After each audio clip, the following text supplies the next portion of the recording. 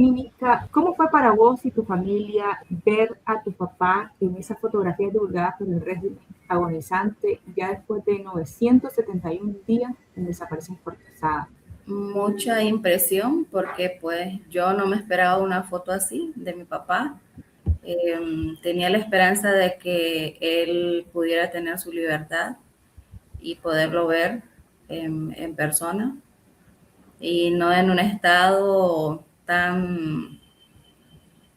Esas fotos, verlas me incomodó, me dio tristeza, me dio mucha ansiedad, me dio eh, sentimientos muy encontrados porque yo anhelaba ver una foto, un video, lo que sea de mi papá, pero también verlo en esa situación postrado en una cama cuando ellos se lo llevaron vivo y totalmente lúcido y caminando, salió de su propia casa y después de casi 3 años volverlo a ver en una cama, en toda esa situación, con todos esos aparatos, había muchos sentimientos en ver esas fotos. Vos has rechazado los comunicados del régimen sobre la salud y el fallecimiento de tu padre. ¿Qué sucedió realmente con Brooklyn mientras estaba bajo custodia policial por casi 3 años? Los primeros comunicados, ellos se refirieron a la vida muy activa que llevaba mi papá. Entonces, si llevaba una vida muy activa, quiere decir que era una persona que hacía ejercicio, era una persona que comía bien, era una persona que tenía disciplina a la hora de comer, era una persona que llevaba sus tratamientos médicos. Entonces, no podían alegar eso. Entonces, los primeros comunicados alegaron de su vida muy activa. Después, cuando empecé a contradecir los comunicados, empezaron a decir que por lo del COVID. Entonces, a mi papá le dio COVID en el 2020, pero eso se superó y él tenía una vida normal. Entonces, ellos no pueden alegar una cosa y después decir otra. Entonces, la situación médica de mi padre no fue por el COVID, porque días previos a su detención, él y yo tuvimos una conversación muy larga y hablamos de toda su situación y él estaba bien. Él caminaba bien, él comía bien, él platicamos por casi 2 horas y a mí me pareció que todo con él estaba bien.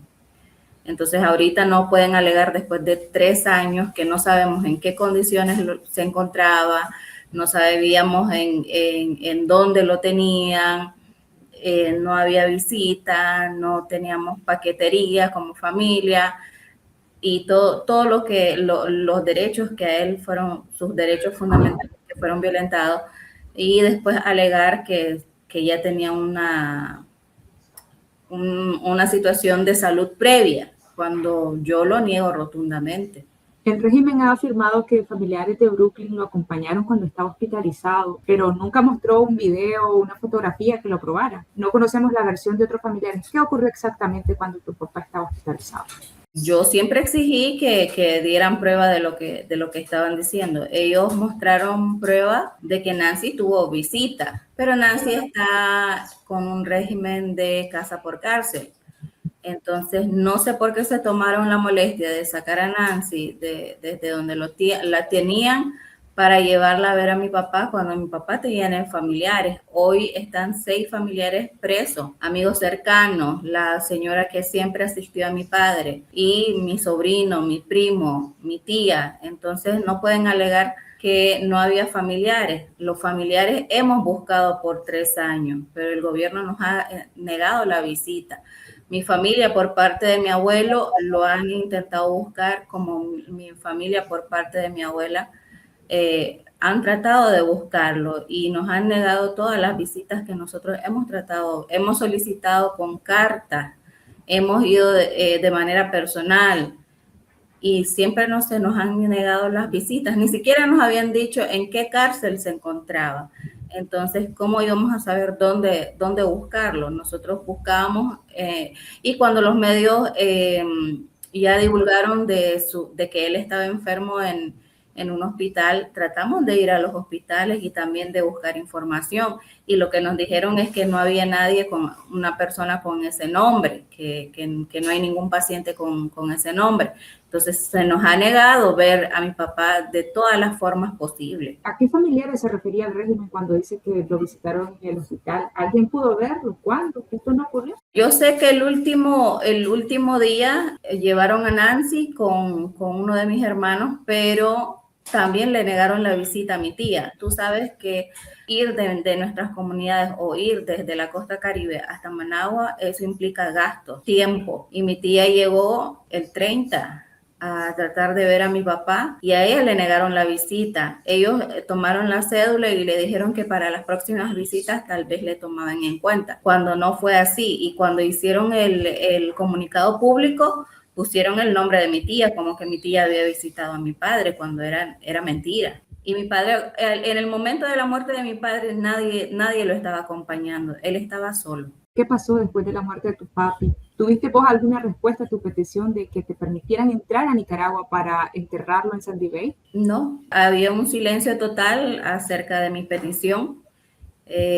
Ahí yo entendí que pues ellos no aceptaban mi entrada a Nicaragua para hacer la despedida. Yo me conformaba con que ellos hubieran entregado el cuerpo de mi padre a mi familia y que le dieran la cristiana sepultura como él se lo merecía, como el pueblo de la costa Caribe estaba pidiendo, darle el último adiós. Ni siquiera ese derecho nos dieron de despedirnos de él. No importa que yo no estuviera con el dolor de mi alma, pero preferiría que le hubieran entregado el cuerpo a mi familia para que fuera mi familia la que hicieran la misa y el entierro a mi padre y no como lo hicieron ahorita. ¿Por qué era importante para vos que tu papá fuese enterrado en su comunidad de origen? Cuando yo tenía 13 años falleció la madre de mi padre, mi abuela paterna. Entonces, a los 15 yo fui la primera vez que fui a la comunidad donde nació mi padre y él y yo tuvimos una plática encima de la tumba de mi abuela y él me hizo jurar a los 15 años que el día en que él falleciera, él quería morir y que lo enterráramos al lado de su madre. Entonces yo tengo un compromiso con mi padre de que él descanse en paz al lado de su madre y la voluntad de mi padre no se respetó, la voluntad de mi familia no se respetó y el compromiso que yo tenía con mi padre tampoco lo respetaron. Yo hice la petición porque yo sabía lo que mi padre quería en vida para él, para su entierro. ¿Tus familiares que llegaron a Managua cuando tu papá estaba en el hospital lograron reclamar el cuerpo una vez que falleció para enterrarlo? ¿Les hicieron algo?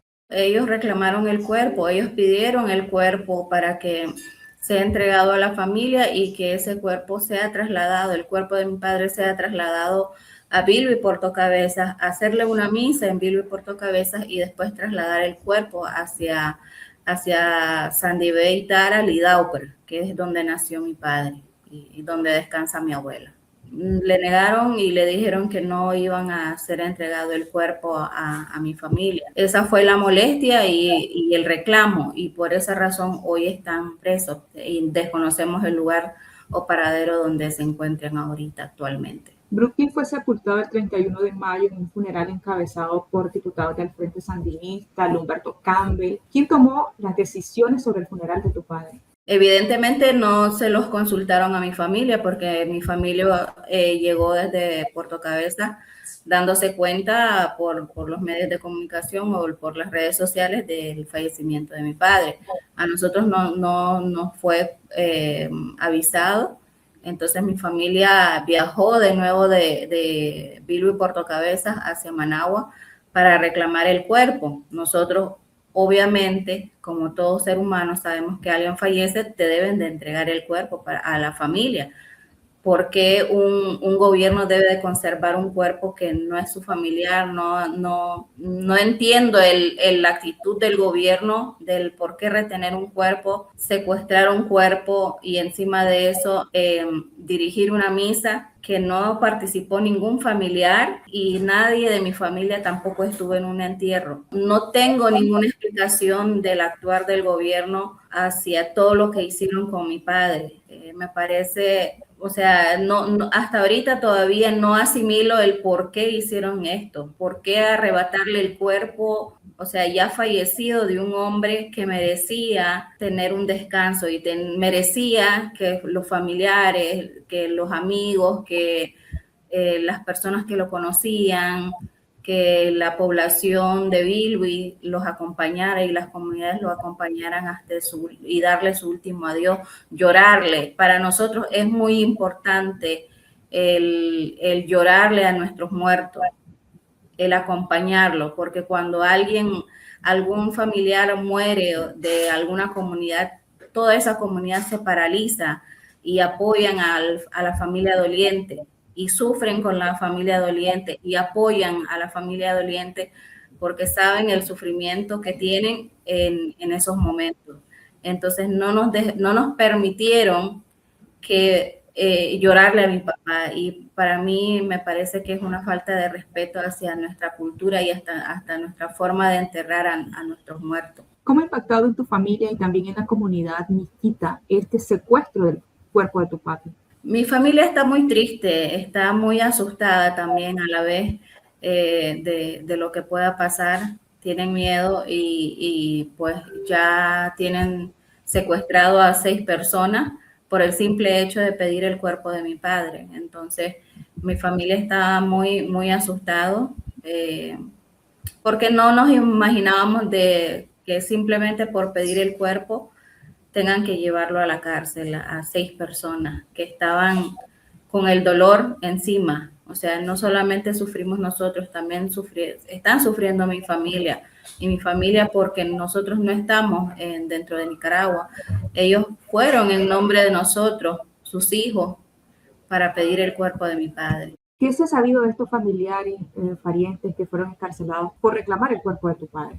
Estamos esperando la liberación, o sea, a nosotros no nos han notificado absolutamente nada de lo que está sucediendo con nuestros familiares. No sabemos dónde están, no sabemos qué ha pasado con ellos en estas últimas horas, desde la detención de ellos, el 31. Simplemente sé que la policía los llevó, pero sí, no tenemos el rumbo, no sabemos dónde fueron y qué están pasando con ellos. ¿Cómo es para la comunidad miskita el no poder enterrar o darle un funeral digno a su líder como él lo había deseado en vida? Obviamente hay un descontento de la población. No se esperaban este actuar del gobierno. Después de hacer sufrir, torturar, denigrar a mi padre, y para mí es denigrante también ver esas fotos en un hospital, porque no nos enseñaron una foto de cuando él estaba bien, sino esperaron hasta el último momento de verlo. Yo veo esa foto y a mí me salen las lágrimas. Yo no he podido ver esas fotos después de la primera vez que lo vi, porque me da mucha tristeza. Ese no es mi padre, el hombre que yo conozco, con el que la última vez que hablamos, ese no es él. Me lo destruyeron, no solamente mentalmente, me lo destruyeron físicamente. ¿Qué acciones ahora tomará la familia después que ha pasado todo esto que realmente supera lo que uno pudiese imaginar? Todavía estamos pensando en qué acciones tomar. Vamos a esperar que terminen los 9 días, el novenario. Y ya con la cabeza más fría pensar de ahora en adelante qué acciones se deben de tomar. Exigir la libertad de mis 6 familiares que están presos actualmente. Creo que no han hecho nada. Cualquier familia hubiera pedido el cuerpo de sus familiares. Mi familia tenía derecho a estar en un entierro y acompañar a mi padre en su último adiós. Mi familia tenía derecho a participar en la misa, tenían derecho a ellos dirigir la misa como él quería, a como él había pedido, y no ver a funcionarios de un gobierno que a la vez a las manos de ellos falleció mi padre. Mi padre fue asesinado, esa es la verdad. Después de toda esta situación, lo que hicieron con mi padre es asesinarlo durante 3 años. No sabemos qué tipo de torturas habrá sufrido mi padre para llegar a ese estado y fallecer.